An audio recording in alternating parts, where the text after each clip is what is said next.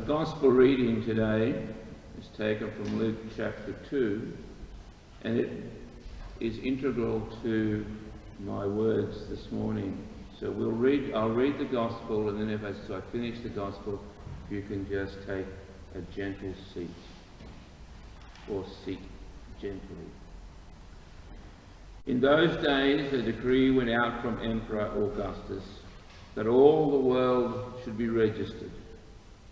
This was the first registration, and was taken while Quirinius was governor of Syria. All went to their own towns to be registered. Joseph also went from the town of Nazareth in Galilee to Judea, to the city of David called Bethlehem, because he was descended from the house and family of David. He went to be registered with Mary, to whom he was engaged, and who was expecting a child. While they were there, the time came for her to deliver the child, and she gave birth to her firstborn son, and wrapped him in bands of cloth, and laid him in a manger, because there was no place for them in the inn. Please be seated.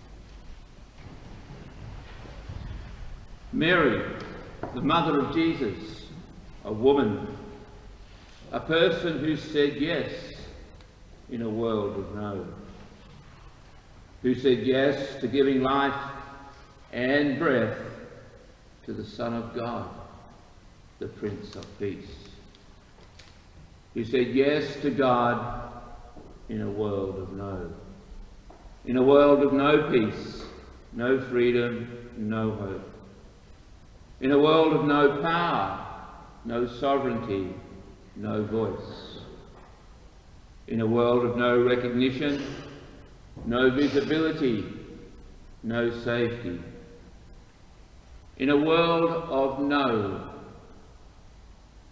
Mary said yes. Yes to birthing the divine yes, bridging the abyss between the countries of his father and his mother. In a world of no, no place for women, children, the unclean. In a world of no, Mary said yes.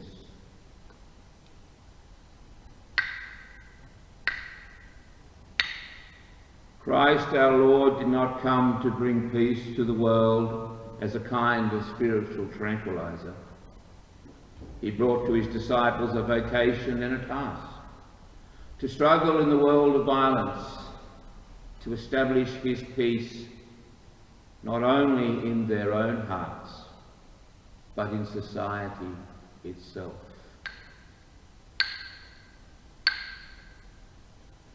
No is the world's default position of fear. Fear of the transcendent, of mystery, of the unlike me, of losing privilege to the privilegeless. No is obsessed with maintaining power, control, othering. No is obsessed with using violence in design, words, actions. No is obsessed with holding to itself all that is privilege, power, resources, people. No is obsessed with not seeing, reducing others to persona nullius, not real persons.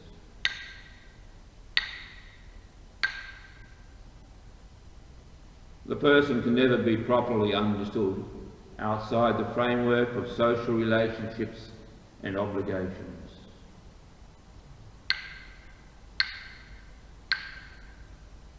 No remains today, now, in the present breath. No remains in the lived experience of those subjugated by violence, invasion, extermination, genocide. No remains in our people's lived experience of being reduced, redacted, redrawn as the less than, the deficit, the excuse. No spoke loudly in 1770, 1778, 1824, 1901, 2007, 2017, and in the unnumbered statements and asks from our people ACP, after Cook and Phillip, of being used as collateral in the power game of politics, the oppositional binary of yes, no, winner, loser, of being incidental damage in an ask without political ideology, of seeking only justice for what should be ours, recognition and a voice, to be seen and included not as less than, but same as, not as someone to be fixed, but as a people who are 65,000 years at home on country. A people contemporary to all ages.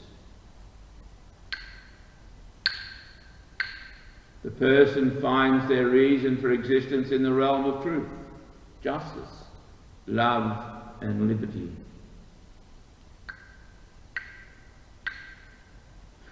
Mary said yes in a world of no. She turned fear into hope through faith and trust. Her not knowing became the bridge into a new dawn. Instead of the relentless monotony of another sunset, clouded with disappointment, failed promises, infantilization.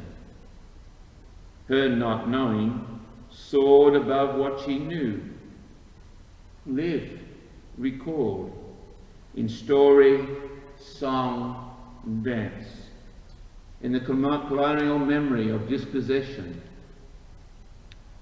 displacement, deprivation, offering no pathway of return to the circle of wholeness, the circle of country, kin, custodial belonging, of respect, responsibility and reciprocity.